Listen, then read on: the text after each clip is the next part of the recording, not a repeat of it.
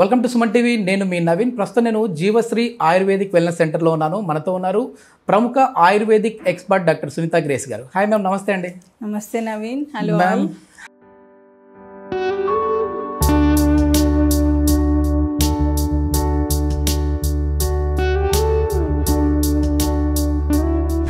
Yes ma'am. Ma'am, చాలామంది కూడా మామూలుగా ఏదైనా ఆఫీస్కి వచ్చినప్పుడు మీట్ అవ్వాలి అని అంటే కూర్చోండి అంటే లేదు పర్లేదు అంటుంటారు. తీరా చూస్తే ఫైల్స్ ఉన్నాయి కాబట్టి కూర్చోలేదు తను అని చెప్పేసి నెక్స్ట్ వేరే వ్యక్తి చెప్తారు. సో అంటే ఫైల్సా లేదా ఫిస్టులానా ఫిషరీనా అనేది వాళ్ళకి వాళ్ళు జడ్జిఫై చేసుకోలేరు. ఆ ఫైల్స్ ఉన్నాయి కదని చెప్పేసి హాస్పిటల్కి వెళ్ళినప్పుడు ఫైల్స్ కాదు నీకు ఉన్నది ఫిస్టులా అంటారు. సో రెండింటి మధ్య డిఫరెన్స్ ఏంటంటే ఈ మూడింటి మధ్య? చాలా మంచి క్వశ్చన్ అడిగారు మీరు. చాలామందికి దీంట్లో డిఫరెన్సియేషన్ తెలియదు. ప్రధానంగా మలద్వార సంబంధ సమస్యల్లో మూడు ప్రధానమైనవి. అందులో పైల్స్ లేదా హిమెరాయిడ్స్, ఫిషర్ అండ్ ఫిస్టులా. సో ఈ మూడు ఎక్కువ చూస్తుంటాం మనం. దీంట్లో కూడా మరీ కామన్గా కనిపించేది ఫిషర్. ఓకే. తర్వాత ఇన్సిడెంట్స్లో మనం చూస్తే తర్వాత పైల్స్ ఉంటాయి, ఫస్ట్ తర్వాత ఫిస్టులా ఉంటాయి. ఫిషరే చాలా మందిలో ఫిషర్ ప్రతి ఒక్కరు లైఫ్లో ఏదో ఒక టైంలో ఫిషర్తోని సఫర్ అవుతారు ఖచ్చితంగా. సో సో ఫిషర్ నానో అంటే ఫస్ట్ దీని లక్షణాలు తెలుసుకుంటే దాంతో ట్రీట్మెంట్ ఆప్షన్స్ నేను తర్వాత చెప్తాను. సో యానస్, ఇట్లా ఇది యానస్ అనుకోండి, మలద్వారం. ఓకే. సో మోషన్ హార్డ్గా వచ్చినప్పుడు ఇక్కడ నుంచి ఈ లోపల ఉన్న లైనింగ్ చాలా సాఫ్ట్గా ఉంటుంది అనమాట. ఇప్పుడు నోట్లో ఎలా ఉంటుంది మనకి లైనింగ్, అంతకంటే సాఫ్ట్గా ఉంటుంది. సో ఆ లైనింగ్లో చిన్న కట్ ఇంజరీ అవుతుంది, టియర్ జస్ట్ కట్ అవుతుంది చిన్నది. అది మేబీ 1 mm 2 mm కట్ కూడా ఉండొచ్చు. ఓకే. సో ఇది ఈ చిన్న కట్టే అక్కడ ఎక్కువ హైలీ ఏమంటారు బ్లడ్ వెజల్స్, చాలా minute blood vessels and nerves చాలా ఉంటాయి కాబట్టి పెయిన్ ఎక్కువ ఉంటుంది. ఓకే. సో మెయిన్ సిమ్టమ్ వచ్చేసి pain or burning sensation complaint చేస్తారు. సో క్లినిక్ వచ్చిన ప్రతి ఒక్కళ్ళు మేడం నాకు పైల్స్ ఉన్నాయి అని చెప్తారు. వాళ్ళే చెప్తారు, వాళ్ళకి తెలియదు కదా. సో పెయిన్ కూడా పైల్సే అనుకుంటారు, అది కాదు.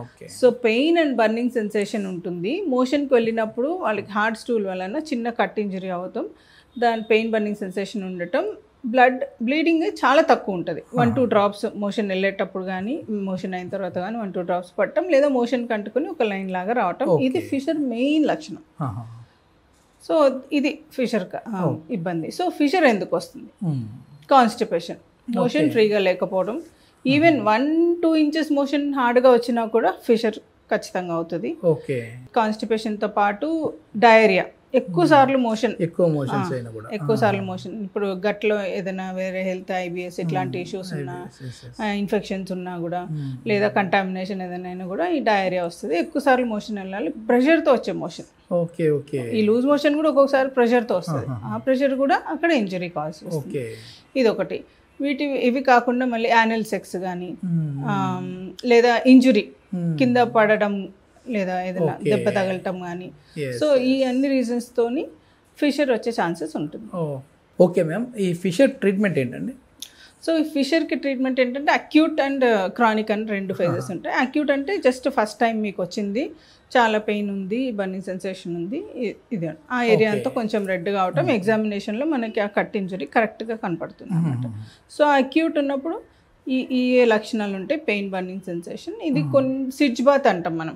కొంచెం గోరువెచ్చని నీళ్ళు టబ్లో తీసుకుని దాంట్లో ఇంకా ఓవర్ ద కౌంటర్ చాలా మంది బీటాడిన్ సొల్యూషన్ వేసుకుంటారు, లేకపోతే కొంతమంది సాల్ట్ వేసుకుంటారు, కూర్చుంటారు దాంట్లో ఒక 10 to 15 minutes కూర్చుంటే అది పెయిన్ తగ్గిస్తుంది అన్నమాట. At the same time healing వస్తుంది. అట్లాగే ఆయుర్వేదిక్ లిక్విడ్స్ కూడా ఉంటాయి. మేము ఎక్కువ మంది పేషెంట్స్కి అదే ప్రిఫర్ చేస్తాం, ఎందుకంటే హీలింగ్ త్వరగా అయిపోతుంది.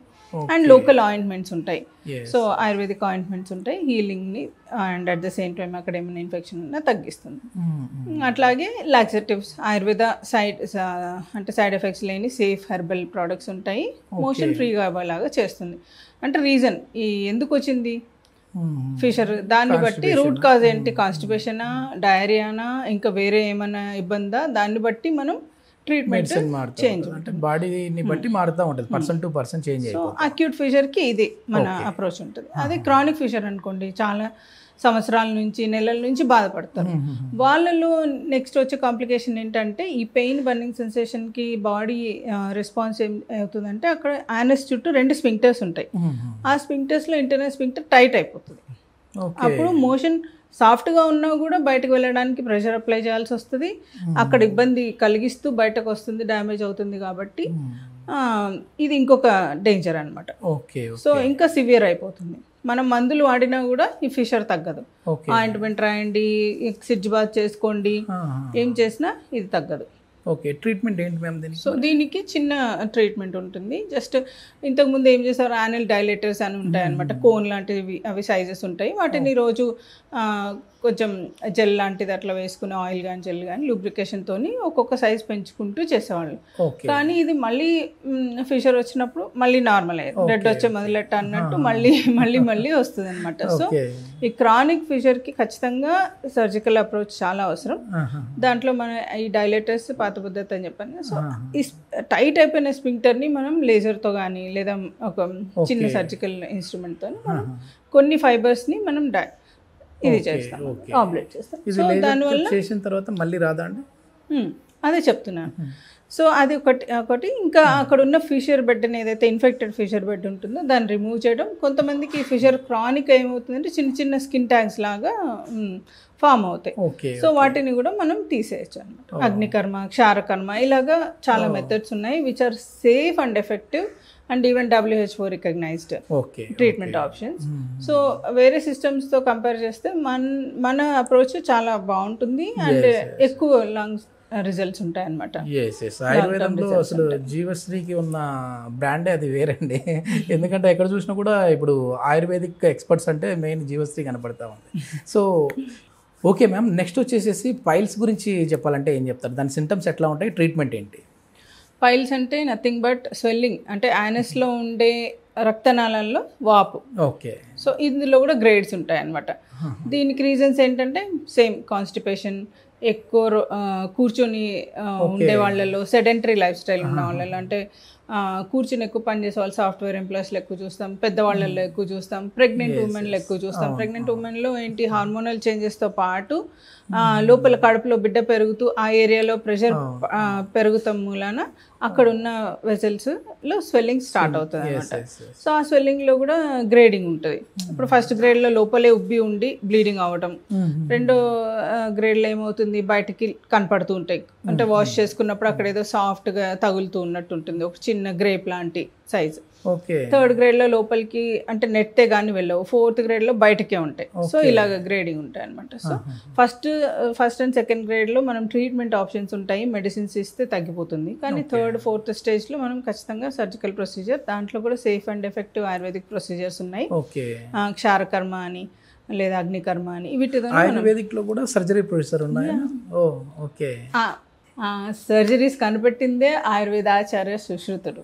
ఓకే. సో ఆయన ఇచ్చిన గిఫ్టే ఈ వరల్డ్కి సర్జరీ. ఓకే. శాస్త్రకర్మ పితామహుడు ఎవరు అంటే ఈవెన్ ఫారినర్స్ కూడా సుశ్రుతుడి పేరే చెప్తారు. ఓకే. ఓకే. అంటే ఆయన అసలు సర్జరీ పుట్టిందే ఇక్కడ నుంచి అనమాట. ఎస్, ప్లాస్టిక్ సర్జన్ కూడా ఆయనే. అప్పట్లోనే చర్మంలో ఉన్న 7 లేయర్స్ని ఆయన ఒక్కొక్కటి డిసెక్ట్ చేసి చూపించాడు. గ్రేట్. సో అలాగా లాస్ట్ వన్ ఫిస్టులా, అంటే ఈ మూడింటి మధ్య ఉన్న డిఫరెన్స్ గురించి చెప్తా ఉన్నాం కాబట్టి మనము. సో ఫిస్టులా అంటే ఏంటి, ఎట్లా దాన్ని ఐడెంటిఫై చేయాలండి, దేనివల్ల వస్తుంది? ఫిస్టులా లేదా భగంధరం అంటాం ఆయుర్వేదంలో. ఏంటంటే యానస్ దగ్గర, మలద్వారం దగ్గర ఒక చిన్న కురుపులాగా స్టార్ట్ అవుతుంది. ఫస్ట్ పింపుల్ లాంటి కానీ లేదా ఒక చిన్న యాబ్సెస్, ఇప్పుడు వేడిగడ్డ, సేగగడ్డ అంటాం కదా, అలాగా ఒకటి స్టార్ట్ అవుతుంది. అందులో వాపు వస్తుంది, ఆ తర్వాత పెయిన్, రెడ్నెస్ అంతా వస్తుంది, దాంట్లో పస్ కలెక్షన్ ఉంటుంది, ఇన్ఫెక్టెడ్ అనమాట.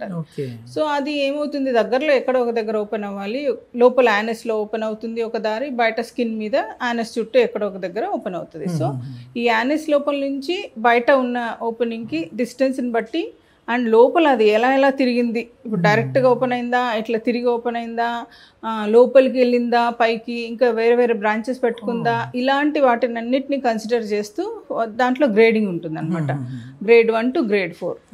1 is simple, grade 4 is complicated. So ఇది రీజన్, అంటే దాని స్ట్రక్చర్ ఇలా ఉంటుంది. సో రీజన్స్ ఏంటి అని అడిగారు మీరు, దీనికి ఎందుకు వస్తుంది అని. సో ఎక్కువ దీనికి కరెక్ట్గా దీనివల్ల అని చెప్పలేము, కానీ చాలా వరకు ఫిషర్ అనేది అంటే యానస్లో మనం మలబద్ధకం వాటి వల్ల చిన్న కట్ ఇంజరీ అవుతుంది, దాంట్లో మోషన్ ఆగిపోతుంది. అంటే మనం లోపలికి నీళ్ళు వేసి కడగలేము కదా, బయట వరకు కడుగుతాం. సో ఆ కట్ ఇంజరీలో ఉండిపోయిన మోషన్ ఒక్కొక్కసారి ఇన్ఫెక్షన్ క్రియేట్ చేస్తుంది. అంటే హైజీన్ మెయింటైన్ చేయకపోవడం కూడా ఒక కారణం, అదే కాదు. సో అది ఇన్ఫెక్షన్ స్టార్ట్ అయ్యి ఆ ఫిషర్ అనేది ఫిస్టులాగా చేంజ్ అవుతుంది. సో నెక్స్ట్ స్టేజ్ అనమాట, అదొకటి. ఇంకొకటి కొంతమందిలో యానస్ చుట్టూ ఉండే గ్లాండ్స్ ఉంటాయి, యానల్ గ్లాండ్స్ అని. వాటిలో ఒక్కొక్కసారి మనకి due to any reason infection బాడీలో ఎక్కడో ట్రావెల్ అవుతూ అక్కడ వచ్చి అందులో ఇన్ఫెక్షన్ స్టార్ట్ అయ్యే, ఇన్ఫ్లమేషన్ అయ్యి ఇన్ఫెక్షన్ వచ్చే ఛాన్సెస్ ఉంటాయి అన్నమాట. సో రీజన్స్ డిఫరెంట్ ఉండొచ్చు. కొంతమందిలో క్రాన్స్ డిసీజ్ అంటాం మనం, అంటే కడుపులో పేగుల్లో వచ్చే ఒక డిసీజ్ అనమాట. సో అది ఆటో ఇమ్యూన్ డిసీజ్. దానివల్లను కూడా ఈ ఫిషర్స్ అండ్ ఫిస్టులాస్ చాలా మందిలో కనపడతాయి. సో రూట్ కాజ్ ఇక్కడ ఉంది, కడుపులో ఉంది, పెద్ద పేగు. సో అవి మనం ట్రీట్ చేసుకుంటే ఇది యూజువల్గా హీల్ అవుతాయి. అంటే రెండు కలిసి ఉంటాయి. సో దీనికి మెయిన్ అప్రోచ్ కాదు, అక్కడ అప్రోచ్ చేయాలి. సో ఇలాగ డిఫరెంట్ ఉంటాయి. మనం మొత్తం వాళ్ళ సిమ్టమ్స్ని బట్టి వాళ్ళు చెప్తారు హిస్టరీ. సో ఆ హిస్టరీని బట్టి మనం దానికి అండర్లయింగ్ కాజ్ ఏమై ఉంటుంది. ఓన్లీ కాన్స్టిపేషన్ అని సింపుల్గా తీసేయాలి, దాని వెనుక పెద్ద గొయ్యే ఉండొచ్చు. సో దాన్ని అంతా తవ్వి వాళ్ళకి ఎక్స్ప్లెయిన్ చేసి మనం ప్రాపర్గా ట్రీట్మెంట్ ఇవ్వడం అనేదే మేము పెట్టుకున్న ప్రోటోకాల్ అని. ఓకే అంటే ఇప్పుడు కోత సర్జరీ లాగా ఉంటుంది అంటే మీది ఎట్లా ఉంటుంది? ఓకే, అది ఏంటంటే ఇప్పుడు యూజువల్గా అందరు లేజర్ అని లేజర్ క్రేజీగా అయిపోయింది. లేజర్ మేము యూజ్ చేస్తాం కానీ జస్ట్ ఏమంటారు ఎక్కువ ఉండి కాకుండా మనం చేసుకుంటాం. సో ఇందులో ఫిస్టులాలో కింగ్ ట్రీట్మెంట్ అంటే క్షారసూత్ర.